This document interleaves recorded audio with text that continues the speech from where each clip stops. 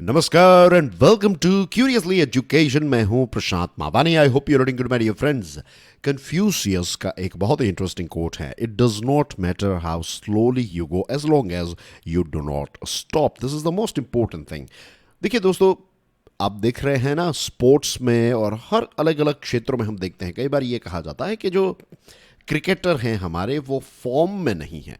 तो हम समझते हैं कि इतने सारे पैसे आपको मिल रहे हैं मैच खेलने के लिए, and what is this, form में नहीं है, ये क्या बहानेबाजी है, मुझे एक मौका दे दीजिए आप, मैं हमेशा फॉर्म में रहूँगा। लेकिन ऐसा नहीं होता है दोस्तों। रियलिटी ये है, अगर आप अपने बॉडी को ऑब्जर्व करेंगे, if you observe your mood, if you observe your psychological energy, cognitive energy, then as well you will find this thing कि एक ही दिन के अंदर जो है वो बहुत सारे अप डाउन्स जो हैं वो होते रहते हैं, राइट। और एक वीक को अगर आप देखेंगे then as well you will find कि एक हफ्ते के अंदर अलग अलग दिनों में आपकी एनर्जी का लेवल जो है वो अलग अलग था।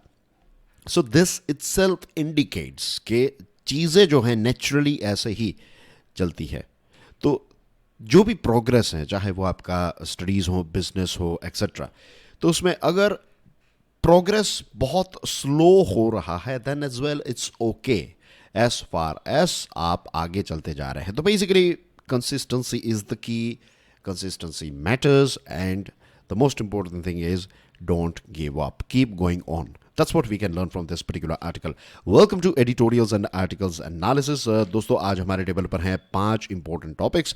सबसे पहले एक बहुत ही इंटरेस्टिंग टॉपिक है, हाउ इज हमास जो एक टेररिस्ट ऑर्गेनाइजेशन है, हाउ हमास एस्केप्ड इजरायली स्पाईवेयर्स।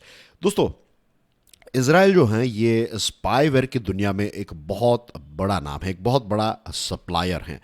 2011 से लेकर 23 के बीच में 74 देशों ने स्पाईवेयर्स खरीदे हैं। स्पाईवेयर का मतलब, जैसे मैंने आपको बताया, कि एक ऐसा सॉफ्टवेयर, सॉरी मैंने आपको नहीं बताया है, लेट मी टेल यू, एक ऐसा सॉफ्टवेयर जिसका इस्तेमाल स्पाइंग के लिए किया जाता है। इसका इस्तेमाल जो है वो सर्वेलेंस के लिए किया जाता है। ऐसे सॉफ्टवेयर को कहते हैं स्पाईवेयर। अब ये जो 74 सरकारें हैं या फिर देश हैं, उनमें से 56 देशों ने इजराइल से ये खरीदा, राइट। इजरायली कंपनीज जो है उनसे ये स्पाईवेयर खरीदा। And let me tell you कि कई केसेस में ऐसा होता है कि इजरायली कंपनीज जो हैं वो आपको ये स्पाईवेयर बेच पाएगी या नहीं, वो इजराइल की सरकार जो होती है उससे आपको क्लियरेंस लेना पड़ता है। क्योंकि यहाँ पर सरकारों ने खरीदा है तो सरकार जो है वो पहले इजराइल की सरकार से ग्रीन सिग्नल ले लेती है, उसके बाद इजराइल की सरकार गो हेड कहती है, और फाइनली ये इजराइल की कंपनी जो है वो आपको या फिर आपकी सरकार को ये सॉफ्टवेयर जो है वो प्रोवाइड, या फिर स्पाईवेयर जो है वो प्रिसाइसली स्पीकिंग स्पाईवेयर आपको प्रोवाइड कर देगी। This is how it works, right. तो यू कैन इमेजिन कि अगर ये इतने सालों के अंदर अगर 74 देशों में से अगर 56 कंट्रीज जो है वो इजराइल के पास जाते हैं, that itself proves, isn't it, कि इजराइल जो है ये इस क्षेत्र में एक बहुत बड़ा प्रोड्यूसर है, एक बहुत बड़ा सप्लायर है, नंबर 1 है यू कैन से। और सर्वेलेंस की अगर बात करें then I would recommend you कि जब भी आपको वक्त मिले, राइट, अगर वक्त है तो ही, क्योंकि it will take huge amount of your time. Fauda नाम की एक सीरीज है नेटफ्लिक्स पर, and I am not recommending it क्योंकि मैं नहीं चाहता कि आपका वक्त इसमें खराब हो जाए। लेकिन अगर आप इनके ट्रेलर्स भी देखेंगे then as well you will find कि ये इजराइल जो है ना, उनकी पुलिस, उनकी शिन बेत, मोसाद एक्सेट्रा, ये सारी एजेंसीज जो हैं ये अलग अलग टेक्नोलॉजिकल प्रोडक्ट्स का काफ़ी ज़्यादा इस्तेमाल करती है। तो सर्वेलेंस जो हैं, जब सर्वेलेंस की बात आती है तो Israel is like the capital centre of surveillance. बहुत सारी चीज़ें जो है वो उनके पास है और बहुत सारे प्रोडक्ट्स में दे आर नंबर 1। इसी के साथ साथ इजराइल की एक दूसरी चीज़ हम जानते हैं कि इजराइल जो है वो स्टार्टअप कल्चर को काफ़ी ज़्यादा प्रमोट करने वाला देश है। और कहीं ना कहीं आई वुड से कि जो हमारे देश में जो स्टार्टअप कल्चर स्टार्ट हुआ, तो बहुत सारी इंस्पिरेशन जो है वो हमें इजराइल से भी मिली है। स्टार्टिंग के टाइम पर इजराइल की कंपनीज के साथ मिलकर स्टार्टअप करना और इजराइल से इंस्पिरेशन लेना, ये सारी चीज़ें जो है वो काफ़ी ज़्यादा देखने को मिल रही थी। आज से चले जाइए अब 7, 8, 9 साल पहले, you will find this thing कि स्टार्टअप को लेकर बहुत सारी चीज़ें जो हैं वो हम इजराइल से सीख रहे थे। तो Israel is also a country, एक ऐसी इकोनॉमी है जो स्टार्टअप को काफ़ी ज़्यादा प्रमोशन और इनकरेजमेंट और प्लेटफॉर्म प्रोवाइड करने वाला देश है या फिर इकोनॉमी है। नाउ डियर फ्रेंड्स, हम ये भी जानते हैं कि इजराइल में वहाँ के जो सिटीजन्स होते हैं तो उनको कम से कम 2 सालों के लिए डिफेंस सर्विसेज में पार्ट लेना पड़ता है। यूनिट 8200 वहाँ का यू कैन से कि सबसे टेक्नोलॉजिकली एडवांस्ड यूनिट जो है, राइट, सरकारी यूनिट है और इसकी डिफेंस के लिए इसका इस्तेमाल होता है। यूनिट 8200 के लिए आप कहीं पर कॉल लगा रहे हैं, उनको पता मीन्स आप उनके ध्यान में हैं, देन वो कॉल भी शट डाउन कर देंगे, कॉल जो है वो डाइवर्ट हो जाएगा। बहुत ही एडवांस्ड है ये यूनिट 8200। तो आईडीएफ जो है उसका स्पाईवेयर का अगर लार्जेस्ट अगर कोई यूनिट है तो that is this one, right, unit 8200।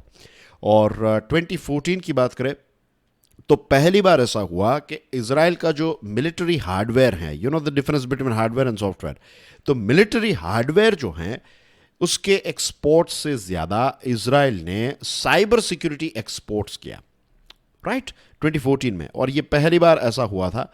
This itself indicates कि हार्डवेयर से भी ज़्यादा इजराइल जो है वो सॉफ्टवेयर बेचने लगा, ये सारी चीज़ें जो हैं वो बेचने लगा। और इजराइल की प्रायोरिटी रहती है इंटेलिजेंस गैदरिंग।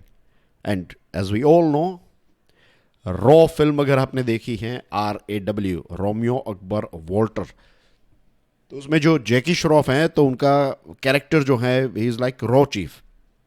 तो वो एक बहुत ही इंटरेस्टिंग डायलॉग कहते हैं और मुझे आज भी याद है, उनके ट्रेलर में भी आपको देखने को मिलेगा, रॉ फिल्म के ट्रेलर में, कि कोई भी जंग जो है ना वो इन्फॉर्मेशन के आधार पर जीती जाती है। अगर आपको पता है कि आपका दुश्मन कहाँ पर है, उसके पास क्या क्या है, उसकी लिमिटेशंस क्या है, सारी इन्फॉर्मेशन आपके पास है, then you can crack that दुश्मन। आप उस दुश्मन देश को हरा सकते हैं, चाहे वो जंग हो, चाहे वॉर हो, इट डजेंट मैटर। तो इजराइल जो है वो इंटेलिजेंस गैदरिंग पर काफ़ी ज़्यादा जोर देता है। अब सबसे हैरानी की बात यह है, ये जो पूरा मैंने आपको बैकग्राउंड बताया उससे आपको ये पता चल गया ना कि इजराइल तो इसमें नंबर 1 है। अब सबसे बड़ा प्रश्न जो उठता है वो ये उठता है कि ये जो हमास के फाइटर्स हैं वो ऐसा नहीं है कि किसी टनल में से आए थे, राइट, उन्होंने ग्लाइडर्स का इस्तेमाल किया। ग्लाइडर्स यानी कि राइट, वो उड़ते उड़ते लैंड हुए हैं। उन्होंने ग्लाइडर्स का इस्तेमाल किया। उन्होंने बहुत सारी दीवारें जो हैं वो बुलडोजर्स लेकर डिमोलिश की। बड़े बड़े जो पिकअप ट्रक्स आते हैं, बड़ी जो SUVs आती है, राइट, तो वो लेकर वो निकले हैं और बॉर्डर एरिया को तोड़कर इतनी बड़ी क्वांटिटी में हमास के लोग जो हैं वो इजराइल में एंटर हुए। 1400 जितने इजरायली लोग जो हैं वो मारे गए और लगभग 200 जितने लोग जो हैं वो हॉस्टेज हो गए। तो इतना बड़ा हमला जो है होने वाला था, तो ऐसा तो नहीं है कि उसके अगले दिन हमास ने तय किया होगा और हमास वाले यहाँ पर पहुँच गए, नहीं। ये प्लानिंग जो है ना, आई वुड से कम 6 महीनों से ये चीज़ें जो हैं वो चल रही होगी। 6 महीनों से अगर मोसाद को, शिन बेत को पता नहीं चला कि ये क्या चीज़ें चल रही हैं, उनके सैटेलाइट्स ने कुछ चीज़ें नहीं पकड़ी, उनके ये स्पाईवेयर में उनको पता नहीं चला था। Of course this thing is clear कि जो हमास के ऑपरेटिव्स हैं, जो हमास के ये जो फाइटर्स हैं, they are not using technology, right. वो बहुत ही ट्रेडिशनल तरीके से कि जिन जिन जगहों पर उन पर सर्वेलेंस हो सकता है, तो ऑफकोर्स वो फ़ोन पर बात नहीं करेंगे कि भाई यहाँ पर अटैक करना है, वो करना है, एक्सेट्रा, राइट। वो या तो ट्रेडिशनल तरीके से चिट्ठियाँ लिख रहे होंगे या तो फिर ट्रेडिशनल तरीके से कोड वर्ड यूज़ कर रहे होंगे, राइट, पेन एंड पेपर का इस्तेमाल कर रहे होंगे ताकि किसी भी प्रकार का कोई ऐसा डिवाइस यूज़ नहीं कर रहे होंगे, तभी ये सारी चीज़ें जो हैं वो इतने लंबे समय से हिडन रह सकती है। योम किपुर का जो युद्ध हुआ था 1973 में, योम किपुर जो है ये बेसिकली एक बहुत ही बड़ा त्यौहार होता है, बहुत ही बड़ा दिन होता है यहूदियों के लिए। और ये एक ऐसा दिन होता है कि ना तो वो टीवी देखते हैं, ना तो वो कोई एंटरटेनमेंट की चीज़ें करते हैं, राइट। इट्स लाइक पूरा दिन मेडिटेशन जैसी चीज़ है, राइट। आप सारी चीज़ों से दूर हटकर प्रार्थना पूजा करते हैं। तो योम किपुर का जो दिन था 1973 का, आज से 50 साल पहले की बात है, तब सीरिया और इजिप्ट ने मिलकर एक कोऑर्डिनेटेड अटैक किया था इसराइल पर। और क्योंकि लोग इस दिन पर रेडियो, टीवी, ये सारी चीज़ें नहीं देखते हैं, तो फिर एक लंबे समय के बाद पता चला कि इसराइल में इतना बड़ा हमला जो है वो ये दोनों देशों ने कर दिया है। उस समय का इसराइल जो था वो अलग था। ऑफकोर्स उस समय पर भी इसराइल जो है वो काफ़ी ज़्यादा स्ट्रॉन्ग था कंपेयर टू आजू बाजू के देश, लेकिन उस समय मीन्स वो समय अलग था। 50 साल में कितनी सारी चीज़ें चेंज हो गई है। तो आज इसराइल को इसके बारे में पता नहीं चला, this is a big thing, right. ये इसराइल के लिए एक बहुत बड़ा लॉस है।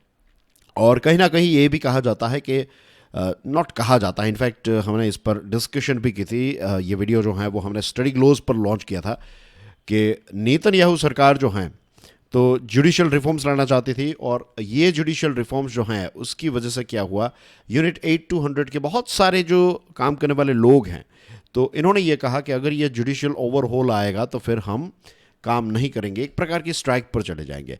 कुछ ऐसे 43 वेटरन्स हैं, तो इन्होंने कह दिया कि हम पैलेस्टीनियन टेरिटरी में काम नहीं करेंगे, राइट। ये इजराइल के बहुत ही बड़ी बड़ी पोस्ट पर काम करने वाले लोग हैं। उनका कहना यह है कि ये सारी इंटेलिजेंस जो है ये पॉलिटिकल पर्सिक्यूशन के लिए इनका इस्तेमाल जो है वो किया जाता है। तो ये सारे इश्यूज चल रहे थे, और मीन्स बेसिकली सरकार और एजेंसीज के बीच में अगर तालमेल नहीं है तो यू कैन अंडरस्टैंड कि it's a big loop hole, और इसी लूप होल का फ़ायदा जो है वो हमास ने उठाया है। Now the thing is dear friends कि अगर आप देखेंगे स्टार्टअप्स में, तो टेक स्टार्टअप्स में भी एक बहुत बड़ा ड्रॉप जो है वो हमें देखने को मिला है। 2021-2022 में आप देखिए इन्वेस्टमेंट जो है ये 43% ड्रॉप हुआ। 68% of Israel's startups were taking active legal and financial steps like withdrawing cash, relocating headquarters, and conducting layoffs in response to the judicial reform process. ये जुलाई 2023 की बात है। ये जुडिशियल रिफॉर्म प्रोसेस की वजह से भी स्टार्टअप्स जो है वो डिस्टर्ब हुई, और प्राइवेट फंडिंग जो है वो काफ़ी ज़्यादा ड्रॉप हुआ है। पिछले 5 सालों के अंदर देखें, मीन्स 5 सालों का अगर आप आंकड़ा देखेंगे तो private funding drop to a 5-year low of $3.9 billion, and investor participation drop to a 9-year low। ये सारी चीज़ें पॉलिटिकल इंस्टेबिलिटी और जो पॉलिटिकल इश्यूज चल रहे हैं उसकी वजह से ये सारी चीज़ें हमें देखने को मिली, और इन्वेस्टमेंट कम हो रहा है, स्टार्टअप्स जो हैं वो धीरे धीरे वीक होती जा रही है। तो ये सारी चीज़ों की वजह से क्या होगा पता है, इजराइल जो चीज़ें बेचने की कोशिश कर रहा है, ये जो स्पाईवेयर बेचने की कोशिश कर रहा है, उसमें अब इजराइल को एक बहुत बड़ा नुकसान होगा। क्यों पता है, लोग यही प्रश्न पूछेंगे कि ये स्पाईवेयर से आप अपनी खुद की रक्षा नहीं कर पाए, हम इसका इस्तेमाल करके क्या करेंगे। तो ये इजराइल की जो एक ताकत थी, जो हमने देखा कि 2014 के बाद ऐसी सिचुएशन हुई कि स्पाईवेयर ज़्यादा बेचने लगे थे, तो अब इनको बेचना it's going to be very very difficult for Israel, और ये इजराइल के लिए एक बहुत बड़ा लॉस है। फ्यूचर में इसकी इंपैक्ट सिक्योरिटी पर क्या होगी, we have to wait and watch. Now dear friends, let's go through another one, right. This one is infrastructure push, the ambition will need policy support. Union government जो है वो capital expenditure पर काफ़ी ज़्यादा जोर दे रही है, right. Capital expenditure you know, right, infrastructure के लिए जो पैसे खर्च किए जाते हैं, रोड्स बनाने के लिए, ब्रिजेस बनाने के लिए, सिटीज़ बनाने के लिए, एक्सेट्रा। तो ये सारी चीज़ें जो है तो बहुत सारी जॉब्स जनरेट होती है, और कैपिटल एक्सपेंडिचर की एक बहुत अच्छी रिपल इफेक्ट भी हमें देखने को मिलती है। सबसे बड़ी चीज़ जो होती है, इससे प्राइवेट कंपनी के जो सेंटिमेंट्स हैं ये बूस्ट होता है, राइट, पॉजिटिवली बूस्ट होता है। प्राइवेट कंपनी ये सोचती है कि अगर सरकार लेट्स से 1 लाख करोड़ रुपए इंफ्रास्ट्रक्चर में खर्च कर रही है, दैट मीन्स कि सरकार जो है वो चाहती है कि हम आगे बढ़े। आज अगर आप देखेंगे तो यू विल फाइंड के लोग कहेंगे कि नहीं, भारत का अच्छा समय जो है वो अब स्टार्ट हो चुका है, आने वाले समय में भारत जो है वो बहुत ज़्यादा डेवलप हो जाएगा। द रीज़न इज़, एक लंबे समय से सरकार की कोशिश रही है कैपिटल एक्सपेंडिचर करते जाए। तो जितना कैपिटल एक्सपेंडिचर होता जाएगा, नई बिल्डिंग्स, नए रोड्स, राइट, ये सारी चीज़ें बनती जाएगी, नई ट्रेन्स लॉन्च होती हैं, नए एयरपोर्ट्स बनते हैं, ये सारी चीज़ों, नए पोर्ट्स बनाए जाते हैं, फेरी सर्विसेज लॉन्च की जाती हैं, राइट। और यहाँ पर बीजेपी का प्रमोशन बिल्कुल नहीं चल रहा है। ये किसी भी सरकार में, किसी भी देश में, कहीं पर भी यही होता है। तो जब सरकार इतने पैसे इन्वेस्ट करती है तो प्राइवेट कंपनीज के सेंटिमेंट बूस्ट होते हैं। और ये ऐसा नहीं है कि बड़ी बड़ी, डोंट जस्ट इमेजिन कि अदानी और अंबानी, छोटे छोटे बिजनेसेस जो हैं उनको भी लगता है कि नहीं, अब मार्केट जो है वो अच्छी होगी। और market, let me tell you one more thing, भले ही लोग कहे मार्केट पैसों से नहीं, मार्केट इमोशन से चलती है। मार्केट जो है ना, ये सेंटिमेंट्स पर चलती है। कभी गहराई में इसके बारे में विस्तार से चर्चा करेंगे, राइट। छोटा सा एग्जांपल दे रहा हूँ। आज अभी जो है नवरात्रि का समय है, and I am from Gujarat and you know it very well, right, कि गुजरात में नवरात्रि तो एक अलग ही लेवल होता है। तो नवरात्रि के समय से पहले अगर आप मार्केट में जाएंगे, राजकोट की मार्केट में मैं अपनी मदर को लेकर गया था, तो जो हमारी भांजियाँ हैं उनके लिए कुछ कपड़े खरीदने थे, चनिया चोली जिसको कहते हैं। तो ये सारी चीज़ें खरीदने के लिए जब हम गए, मुझे पता ही था कि things are going to be very very busy. और आप मार्केट में जाइए, यू विल फाइंड मीन्स कितनी सारी दुकानें जो हैं, हर एक का बिजनेस चल रहा है। तो इतने पैसे 2,000, 5,000, 10,000 रुपए के चनिया चोली बिकते हैं। तो इतने पैसे लोग क्यों खर्च करते हैं? लॉजिक से थोड़ी करेंगे। This is all about emotions, right? This is all about festivity. हम फेस्टिव हाई हो जाते हैं, then we spend the money, right, and we enjoy it. That's how life works. ये हमारा एक इनबिल्ड सॉफ्टवेयर ही होता है ह्यूमन बींग्स का। This is just one example. तो हर एक क्षेत्र में आपको ये चीज़ जो है वो देखने को मिलेगी, ठीक है? कार्स जब बेची जाती है, डेयरी मिल्क जब बेची जाती है, यू विल ऑलवेज फाइंड कि वो हमेशा हमारे इमोशंस को ट्रिगर करने की कोशिश करते हैं, राइट? जब आप इमोशनली ट्रिगर कर लेते हैं, क्योंकि इंसान जो है ना वो इमोशन से ही चलता है। लगता है ये कि हम लॉजिक से चलते हैं। कोई आपको पूछेगा कि यार तू तो बहुत इमोशनल है, देन वी से हट, मैं इमोशनल नहीं हूँ, लेकिन वी आर इमोशनल। हमें लगता है हम बहुत ही लॉजिकल हैं, ऐसा नहीं होता है। We are human beings, we are emotional means emotional, right? हम इमोशन से ही चलते हैं, राइट? सो मार्केट जो है उसकी भी सिचुएशन ऐसे है, क्योंकि end of the day market जो है वो हमारे लिए ही तो है। अब यूनियन गवर्नमेंट जो है ये कैपिटल एक्सपेंडिचर जब बूस्ट करती है, और इसके पीछे मेन रीज़न ये था कि जब मोदी साहब की सरकार आई, उससे पहले जो मनमोहन सिंह साहब की सरकार थी, उस समय पर भी यही सिचुएशन थी कि कहा जाता है कि जो इकोनॉमी होते हैं उनके दो बड़े इंजन्स होते हैं। जैसे एक बहुत बड़ा जो प्लेन होता है उसके अंदर दो इंजन्स होते हैं, तो वैसे इकोनॉमी के दो इंजन्स होते हैं। एक होती है सरकार और दूसरा होता है प्राइवेट इन्वेस्टमेंट। प्राइवेट इन्वेस्टमेंट, तो सरकार जब पैसे इंजेक्ट करती है तो प्राइवेट कंपनीज भी पैसे इंजेक्ट करती है मार्केट में, और दोनों एक साथ अगर ये करते रहें, राइट, तो फिर एक इकोनॉमी जो है उसका ग्रोथ काफ़ी अच्छा होता है। तो कोशिश यूपीए समय से थी, फिर मोदी सरकार ने भी बहुत कोशिश की। आज भी ऐसी चीज़ें हैं कि प्राइवेट प्लेयर्स जो हैं they are waiting and watching. Means ऐसा नहीं है कि 1 रुपया इन्वेस्ट नहीं हुआ, लेकिन जो सरकार एक्सपेक्ट कर रही है कि एक साथ धड़ाधड़ सारी कंपनीज आ जाएं यहाँ पर, ऐसा नहीं हो रहा है। अभी धीरे चीज़ें जो है वो धीरे धीरे आगे बढ़ रही है। पेंडेमिक के बाद एक मीन्स पेंडेमिक के समय में और पेंडेमिक के बाद चीज़ों को लिफ्ट अप करने के लिए कैपिटल एक्सपेंडिचर ने एक बहुत ही इंपॉर्टेंट रोल प्ले किया है। प्राइम मिनिस्टर साहब ने एक मैरीटाइम इकोनॉमी ब्लूप्रिंट जो है इसको अभी अनवेल किया। उन्होंने 23,000 करोड़ रुपीस के प्रोजेक्ट्स इनॉग्रेट किए, इनका उद्घाटन किया, और कहा कि आने वाले 25 सालों के अंदर 75 से लेकर 80 ट्रिलियन रुपीस का इन्वेस्टमेंट जो है वो किया जाएगा, और 2047 तक हमारे जो पोर्ट्स है ना उनकी कैपेसिटी 4 गुनी हो जाएगी। आज जो है उससे 4 टाइम्स हो जाएगी। Itself is a big thing.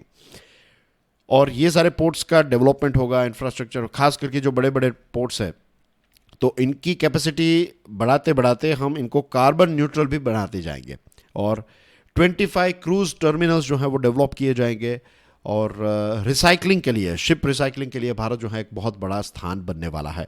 तो ये सारी बड़ी बड़ी चीज़ें जो हैं उनका उन्होंने ऐलान भी किया, कुछ चीज़ों का उद्घाटन किया, और ये सारी चीज़ें जो है कहीं ना कहीं भारत की तैयारी है कि we are ready for India Middle East Europe economic corridor. इसको हम IMEC या फिर IMEEC भी कहते हैं, राइट? Both are same thing basically, India Middle East Europe economic corridor, या फिर इसको India Middle East Europe corridor भी कहा जाता है। नाउ डियर फ्रेंड्स, ये मेरीटाइम डेवलपमेंट जो है उसको लेकर हमारा एक बहुत ही एम्बिशियस विजन है, क्यों ना हो, क्योंकि लगभग आप समझ लीजिए 7,500 किलोमीटर वाली कोस्ट लाइन है हमारी। इतनी बड़ी कोस्ट लाइन है हमारे देश के पास, राइट? और रही बात ट्रेड की और ट्रांसशिपमेंट की, तो कल हम बात कर रहे थे ना कि श्रीलंका जो है plays a very important role in transshipment. हमारे यहाँ पर ट्रांसशिपमेंट को लेकर उतनी ज़्यादा कैपेसिटी नहीं है, तो हम इसको डेवलप कर रहे हैं। नाउ डियर फ्रेंड्स, मोदी साहब ने ये बताया कि पिछले कुछ सालों के अंदर चीज़ें जो हैं वो काफ़ी ज़्यादा चेंज हुई हैं। फॉर एग्जांपल, हमारे जो पोर्ट की कैपेसिटी है वो डबल हो चुकी है। टर्न अराउंड टाइम जो है उसमें भी काफ़ी एक इम्प्रूवमेंट आया। टर्न अराउंड टाइम का मतलब होता है कि एक शिप जो है वो सामान लेकर आती है, सामान खाली करके नया सामान भर के फिर वापस जाती है। तो पहले ये 42 आवर्स था, अब ये 24 आवर्स से भी कम का समय हो चुका है। So this is a big thing of course. और सागरमाला प्रोजेक्ट जो है, जहाँ जहाँ पर खामियां हैं, इश्यूज़ हैं, तो उनको फुलफिल करने का काम जो है वो सागरमाला प्रोजेक्ट कर रहा है। एंड इट्स नॉट लाइक कि हम सिर्फ मैरीटाइम पर ध्यान दे रहे हैं, रोड्स और रेलवेज पर भी काफ़ी ज़्यादा पैसे जो हैं मीन्स इन्वेस्ट किया, कैपिटल जो है वो इन्वेस्ट किया जा रहा है। और इंफ्रास्ट्रक्चर स्पेंडिंग जो है वो पिछले 7 सालों के अंदर डबल हो चुके हैं। एस्टिमेटेड एक्सपेंडिचर की बात करें तो it is somewhere around 143 trillion rupees, right. इतने पैसे हमें इन्वेस्ट करने पड़ेंगे चीज़ों को चेंज करने के लिए। और रोड में हमने 37 ट्रिलियन रुपीज़ और राइट, और रेलवेज में 25 trillion rupees we are investing.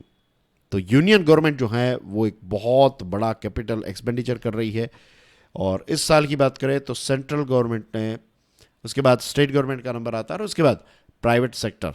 तो सबसे ज़्यादा ऑफकोर्स सेंट्रल गवर्नमेंट ही हैवी लिफ्टिंग करती है और बाकी का जो है वो स्टेट गवर्नमेंट करती है। तो दिस आर गुड थिंग्स कि चलो ये सारी दिशाओं में अभी हम इन्वेस्ट कर रहे हैं। और इससे फिर प्राइवेट इन्वेस्टर्स जो हैं वो भी अलग अलग क्षेत्रों में इन्वेस्ट कर रहे हैं, राइट। बहुत सारे अलग अलग, जैसे कि ग्रीन एनर्जी हमने देखा ना, टाटा, अदानी, बहुत सारी ऐसी कंपनीज है जो ग्रीन हाइड्रोजन और बहुत सारे ऐसे प्रोजेक्ट्स में इन्वेस्ट करती आई हैं।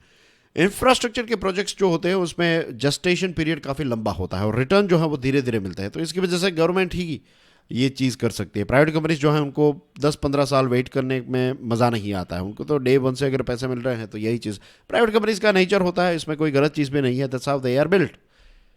तो जहाँ पर सरकार जो रोल प्ले कर सकती है वो सरकार कर रही है। अब लेट्स होप कि प्राइवेट सेक्टर जो है उसका पार्टिसिपेशन और सारे क्षेत्रों में बढ़े। एंड सरकार को ये चीज़ मेंटेन करनी पड़ेगी कि इंटरेस्ट रेट जो है वो लो रहे।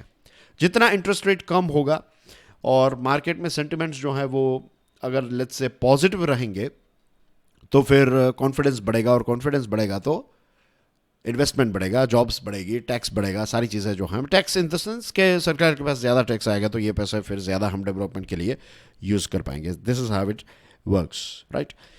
Moving on to next topic, ये सी सर्विस वाला जो है ना वो will talk about it later on. चलिए अब चाइना की बुराई करते हैं। नहीं, BRI जो है उसका एक रियल फेस है, इसमें ऐसा कोई नहीं है कि बुराई करने की बात, राइट। जो चीज़ें अच्छी होती है वो कहते हैं हम अच्छी है, भले ही फिर वो चाइना की हो, पाकिस्तान की हो, लेकिन अच्छी हो तो ना।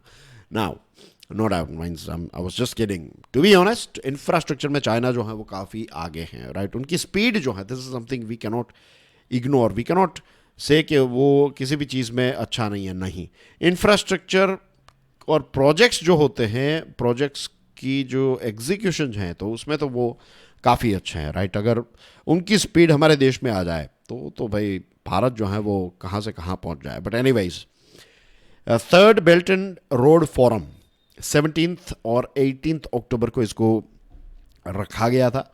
और it's basically belt and road initiative की 10th एनिवर्सरी थी। प्रेसिडेंट शी जिनपिंग साहब जो हैं उनका की इनिशिएटिव 2012 में शी जिनपिंग जो हैं वो पावर में आए और 2013 में उन्होंने इस चीज़ को लॉन्च किया, ये BRI को।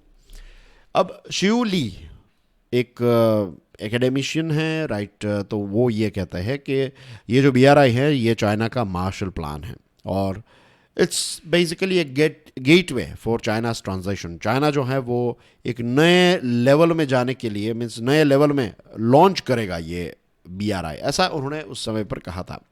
फिर दूसरे एक स्कॉलर हैं वैंग यीवेई, तो उनका कहना यह है कि चाइना जो है ये ग्लोबलाइजेशन को रीबूट कर रहा है with the help of this BRI।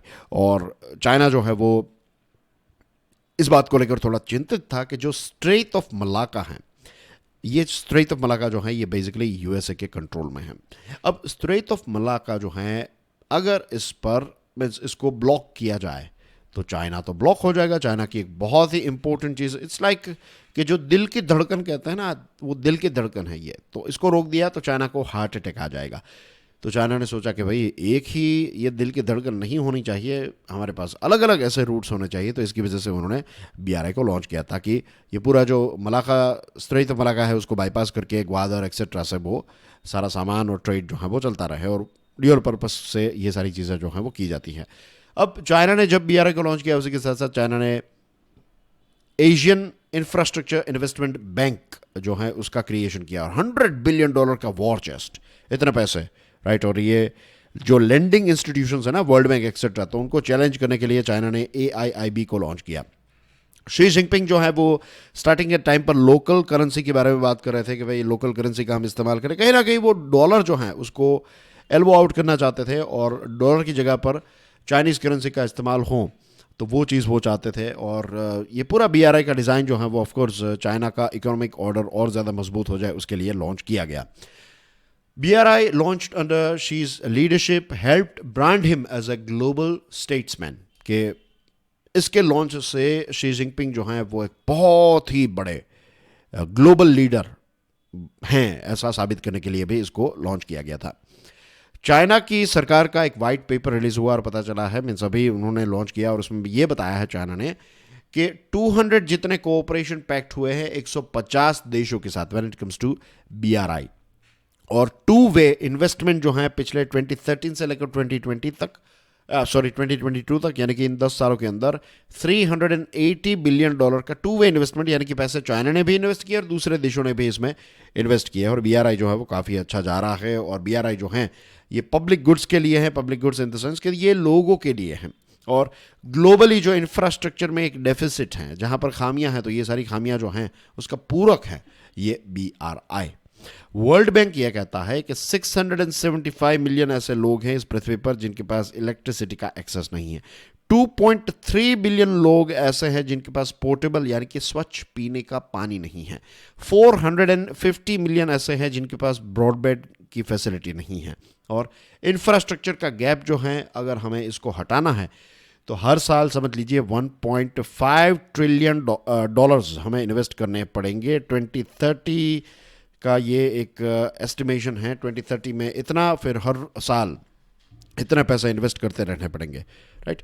तो ये सारे एस्टिमेट्स जो हैं वो हमें दिए जाते हैं। अब हम अगर ये चाइना ने बताया ना कि हम गैप्स फिलअप करेंगे, ये करें वो करें etcetera, ICS Yusof Ishak institute report जो BRI पर आया है तो उसमें पता चलता है कि इंडोनेशिया में अगर आप देखेंगे तो ecological damage, displacement, disputes, labour unrest, ये बहुत सारी अलग अलग चीज़ें जो हैं वो इंडोनेशिया में हुई है बिकॉज ऑफ दिस BRI। और जो लेबर्स हैं उनके जो कंसर्न्स हैं वो आज भी जीवित है। ऐसा नहीं है कि लेबर्स के प्रॉब्लम सॉल्व हो गए हैं। पहले जब ये प्रोजेक्ट को लॉन्च किया जा रहा था तो ये बताया जा रहा था कि आपके प्रॉब्लम्स जो हैं वो सॉल्व हो जाएंगे, यूर बी हैप्पी एक्सेट्रा, लेकिन वो सारे वड्डे वड्डे वादे थे, वड्डे वड्डे वादे आज भी फुलफिल नहीं हैं। तो ये सारी चीज़ें आज भी हुई हैं। BRI की वजह से बहुत सारा नुकसान हुआ है। लेओस नाम का देश है, वहाँ पर डैम प्रोजेक्ट्स के बारे में अगर आप स्टडीज़ करेंगे then you will find this thing कि डैम प्रोजेक्ट्स और कंपनसेशन के इश्यूज आज भी चल रहे हैं। और डैम कंस्ट्रक्शन की वजह से बहुत सारी जगहों पर सूखा हुआ है। और ये कहा जाता है कि लेओस जो हैं तो उस पर ये डैम और ये सारी चीज़ें चाइना को इनवाइट किया, BRI का पार्ट बना, तो $12.2 बिलियन का कर्ज हो गया। This is 65% of GDP। ये 12.2 इज 65% ऑफ लेओस की GDP। कितना कर्ज में डूब गया। CPEC, इसकी मैं क्या तारीफ़ करूं। कुछ दिनों पहले ही मैंने एक वीडियो बनाया था इस पर, स्टडी क्लोज पर हमने लॉन्च किया था, मैंने इसका थरो एनालिसिस किया था। I would like to tell you just one thing here कि CPEC की वजह से ये हुआ है कि अगर लेट्स से ग्वादर पोर्ट में $100 का फ़ायदा होता है तो 91 रुपीज़ चाइना लेकर $91 चाइना लेकर जाता है, $100 का या $100 का, लेट्स से $100 का फ़ायदा होता है तो 91 रुपीज़ चाइना जेब में लेकर जाएगा, $9 जो है वो पाकिस्तान के पास बचेंगे। तो यू कैन इमेजिन कि ये बेनिफिशियल किसके लिए है। ये विन विन कोऑपरेशन जो है ना, ये विन विन सिर्फ चाइना के लिए है, बाकी देशों के लिए विन विन नहीं है। और शायद इसी वजह से फिर ट्रंप साहब के समय में उन्होंने एक ग्लोबल इंफ्रास्ट्रक्चर को लेकर एक प्रोजेक्ट लॉन्च किया था। फिर बिल्ड बैक बेटर वर्ल्ड नाम का जो एक प्रोजेक्ट है ये बाइडेन साहब ने लॉन्च किया। ट्रंप साहब के समय पर ये United states Japan infrastructure investment alternatives launch किया था। फिर ये build back better world B3W launch किया। और अब लेटेस्ट जो है ये IMEC हैं, जब अब जस्ट हम इसके बारे में बात कर रहे थे, राइट। तो ये सारे जो अलग अलग इंफ्रास्ट्रक्चर के कनेक्टिविटी के प्रोजेक्ट्स जो लॉन्च किए जा रहे हैं, खास करके जिसमें USA आपको देखने को मिलता है, तो it's basically to counter China.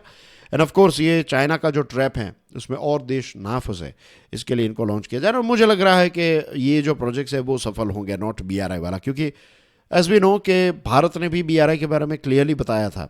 ये BRI जो है ये पाकिस्तान ऑक्यूपाइड कश्मीर में से गुजरता है।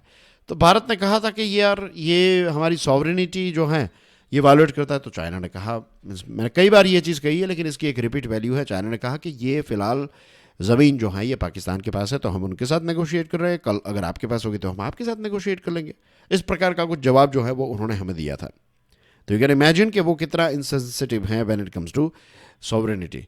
तो that's one of the reason कि भारत ने कभी भी इस BRI को ज्वाइन नहीं किया और तब से भारत जो है वो इसका विरोध कर रहा है। बहुत सारी जगहों पर ऐसा हो रहा है, बहुत सारे केसेस हमें पढ़ने को मिल रहे हैं। तो आज नहीं तो कल ये इट्स मीन्स चाइना एक ब्रांड बनना चाहता था, शी जिनपिंग जो हैं वो एक ब्रांड बनना चाहते थे, राइट। ब्रांड की सबसे इंपॉर्टेंट बात जो होती है वो इट्स नॉट इट्स ब्यूटी।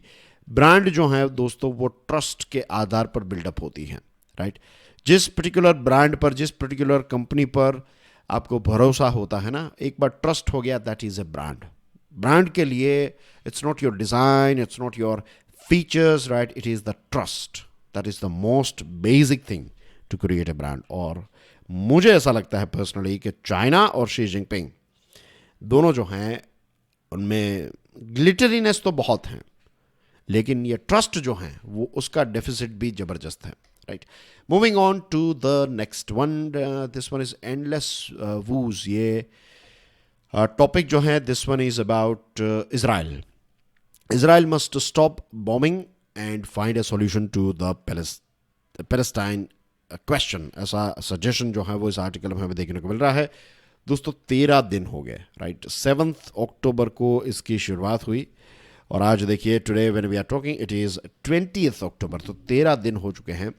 धड़ाधड़ जो है वो स्ट्राइक्स चल रही है, कोलेट्रल डैमेज बहुत हुआ है, उसमें बच्चे भी मारे गए हैं, which is very very unfortunate to be honest, right. It is very very unfortunate. Biden साहब जो हैं वो इसराइल की विजिट पर गए, अगेन मैंने इस पर भी एक वीडियो बनाया था। और अभी बाइडन साहब ने ये कहा है कि इजराइल हैज़ अलाउड 28 ट्रक्स के मदद करने के लिए 20 ट्रक्स जो हैं वो अलाउ किए जाएंगे। इजिप्शियन बॉर्डर से ये ट्रक्स जो हैं वो एंटर हो गए। अब गाज़ा में लगभग 2 मिलियन से ज़्यादा, कुछ 23 लाख लोग जो हैं वो गाज़ा की छोटे से एरिया में रहते हैं, राइट। 375 स्क्वायर किलोमीटर वाला ये एरिया है। कुछ 6 किलोमीटर ऐसा वाइड है और 10 किलोमीटर ऐसा, 10 या 14 किलोमीटर ऐसा लॉन्ग है। तो यू कैन इमेजिन कि एक छोटे से टुकड़े में 23 लाख लोग रहते हैं। तो this is one of the most densely populated area in the world. तो इतनी बड़ी पॉपुलेशन के लिए 28 ट्रक्स जो हैं that is nothing, right. It's जो जैसे इंटरनेशनल फेडरेशन रेड क्रॉस ने कहा कि it is drop in the ocean. तो ये कुछ नहीं है ना।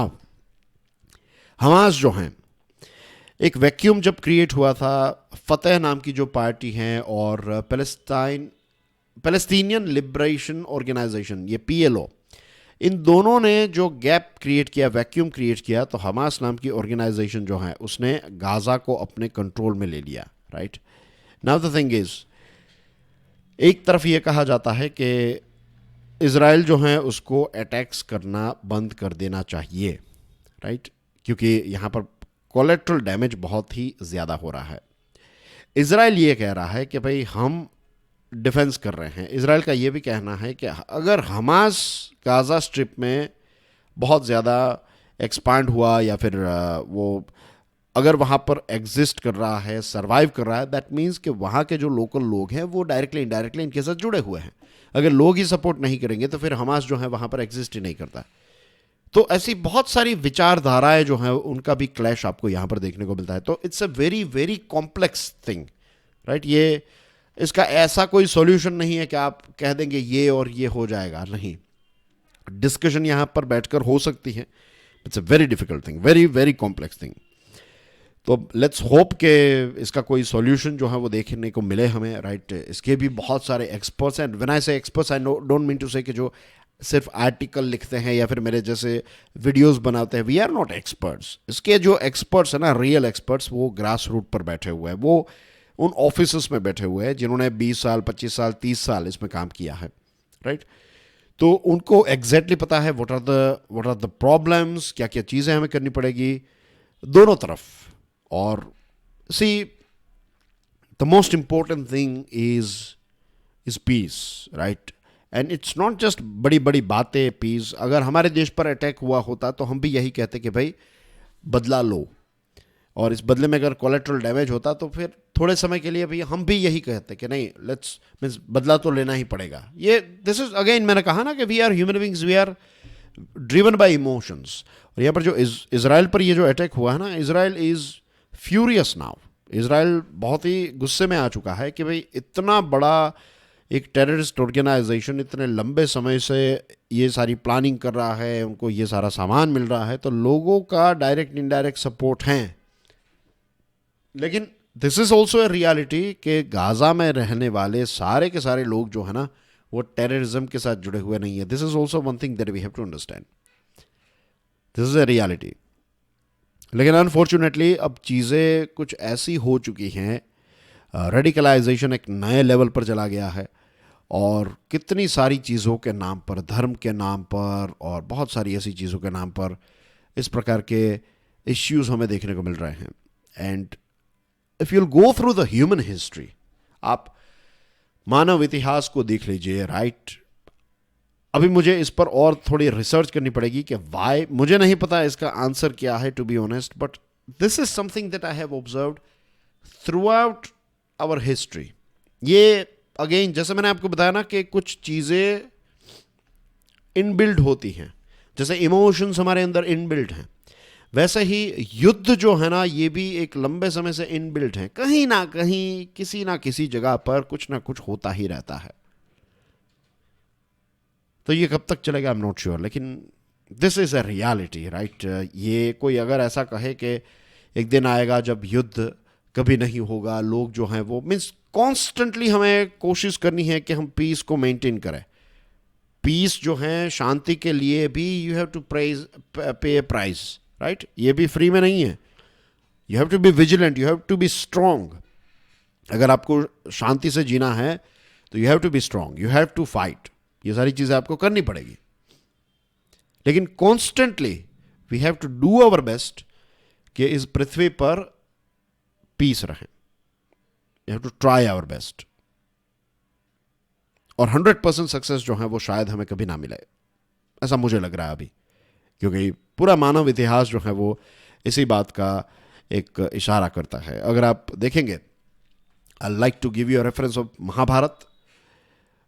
As we all know the character of Krishna भगवान जो है वो लास्ट में फिर से जाते हैं। कई बार उन्होंने समझाया कि भाई यार ये छोड़ दो, ये मत करो।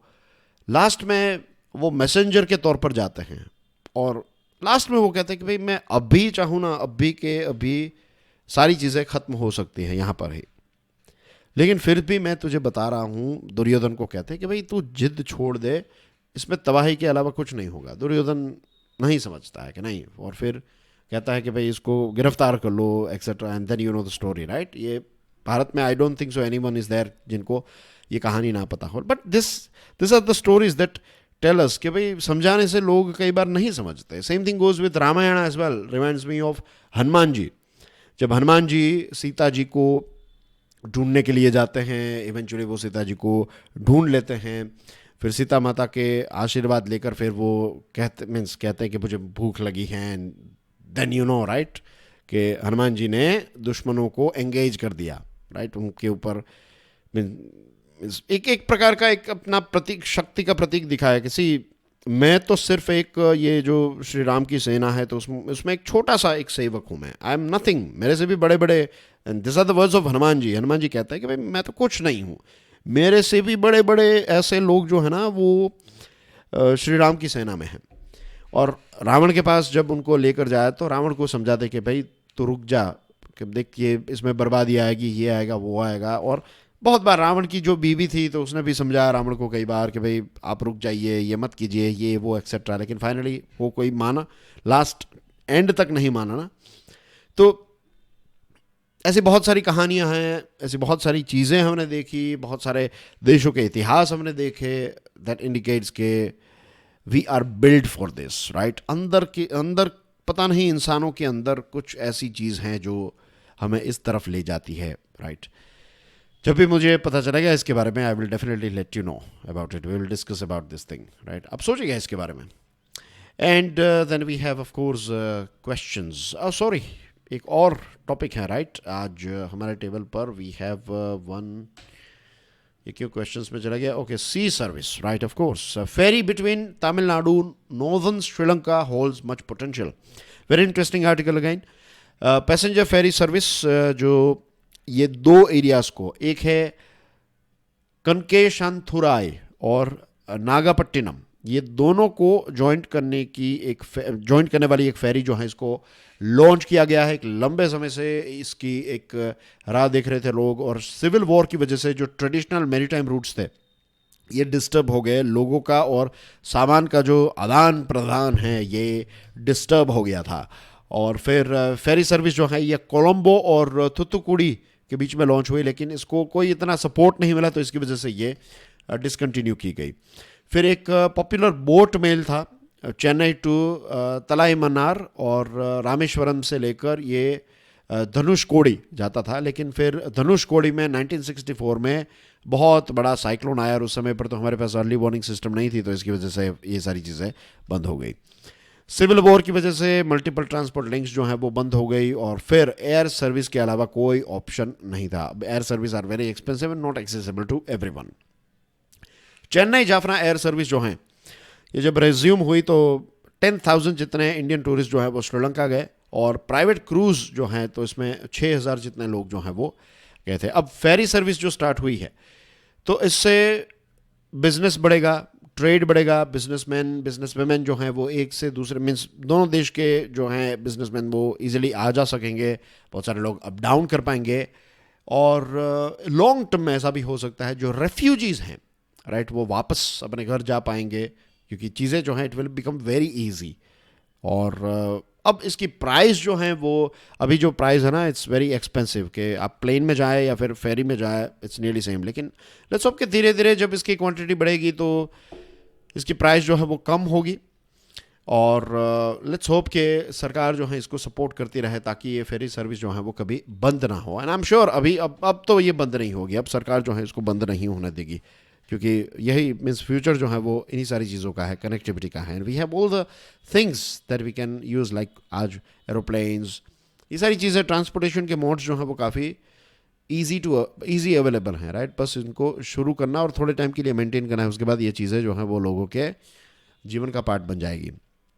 Questions right, what is the inflation tolerance range set by Reserve Bank of India? Easy peasy, lemon squeezy. What are the ELO ratings developed by Professor Arpad ELO? ये क्या है ELO rating? नहीं पता है तो गूगल कीजिएगा, very important, याद रखिएगा इसको, प्रश्न पूछा जा सकता है। And who is the union government's principal scientific advisor? ये भी नाम आपको पता होना चाहिए। And that's basically everything in today's discussion dear friends. Thank you very much for your love and support. इस सीरीज़ को, इस वीडियो को दूसरे स्टूडेंट्स के साथ शेयर ज़रूर कीजिएगा। आज टाइम में थोड़ा आउट ऑफ फोकस हो गया रम राइट, क्योंकि I was bit late to be honest, Navratri you know, and Gujarati Navratri late nights, और फिर चलो वीडियोस जो हैं वो मैं आपको शेयर कर ही देता हूँ राइट, बना ही लेता हूँ। पिछले अब कितने दिन हो गया राइट, 1.5 महीना हो गया ये सीरीज़ हमने स्टार्ट की, वाओ 1.5 महीना। 1 सितंबर आई थिंक मैंने स्टार्ट की थी इसको, तो अब फिर से इसको स्टार्ट किया, तो एवरी सिंगल डे आपको मिल ही जाता है।